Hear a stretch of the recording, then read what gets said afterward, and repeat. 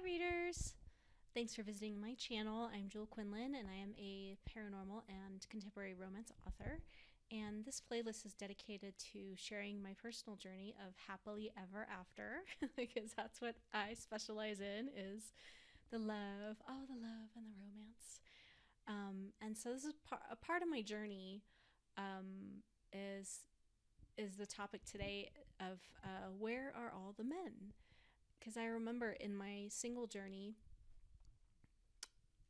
going out with friends, when you're with a group of single women, it comes up very often. Where are all the men? Where do you find the men? Um, and I'm here to say they're everywhere. You can't get far if you leave your house without seeing one or crossing the path of a dozen at least somewhere. They're everywhere. And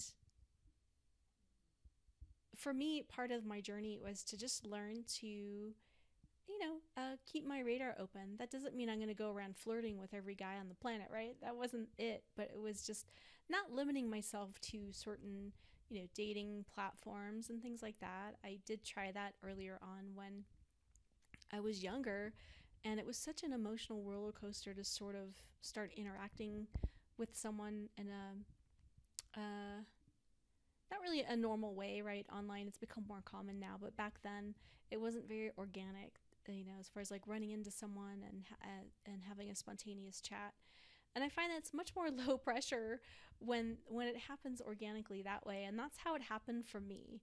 I can tell you from personal experience, though, out in the wild, being hit on at gas stations or in, in a Blockbuster back when they had, rent a DVRs and rent a video kind of thing.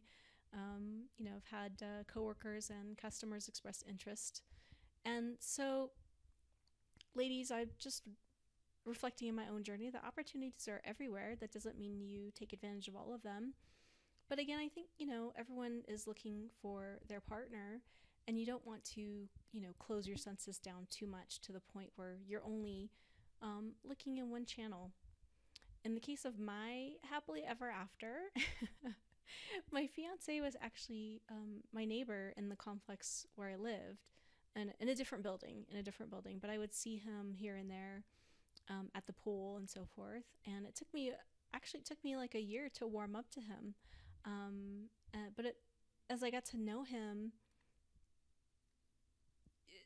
things just progressed from there. And I'm very thankful that I lived in this complex, because I'll tell you, he wasn't in the right packaging. We both joke about it. We're both in like the wrong packaging from what we normally screen for with our radar, right? We all have this description that we tell ourselves that our partners should look like, but there's a lot of great different packaging out there. And he's very handsome, and on the inside has everything that I could have wanted in a husband.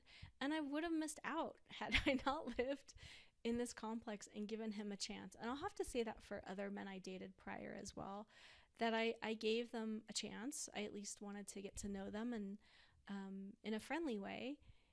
And just everyone's nervous in the first few dates, so just give it some time and get to know people. And in his case, I yes, it was a long road for him as I got to know him. It took more time to get to know him, especially because he was a neighbor and I would see him around all the time.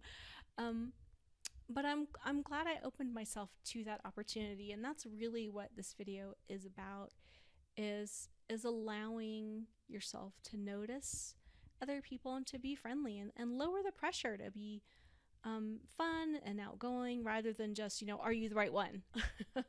Let me run through my top 20 questions. Like, let's just joke around and have lighthearted conversation at first and get to know the person inside, that lovely person inside. And that's how it was for us. So there's a lot to that. And if you find that they're, not the perfect person for you, at least you have another friend, right? Another friend who might introduce you to the one. So I don't know. It's an interesting journey finding a partner. And so I just wanted to put that encouragement. That's how it happened for me. He was my neighbor. We were both dating someone else in the beginning too, when we first met at the complex. And then later on, then we got together. So it was there's something to be said for the slow burn, the slow journey in getting to know each other. Um, and I highly recommend it. I've had so many relationships where things were like, oh, instant chemistry, so wonderful, and this and that, and it flare ups, and then it crashes and burns. And that it just, that was exhausting. I mean, honestly, I'd rather not go through that ever again. It was just too exhausting and crushing and defeating. Thrilling for, the very short beginning part of those kinds of relationships, but then sad and heartbreaking later. So, yeah, I think, for me, the slower approach was better. Everything worked out, and I'm very glad that it did. And that was all part of my journey and my happily ever after. And I hope you guys enjoy this video. Okay, bye.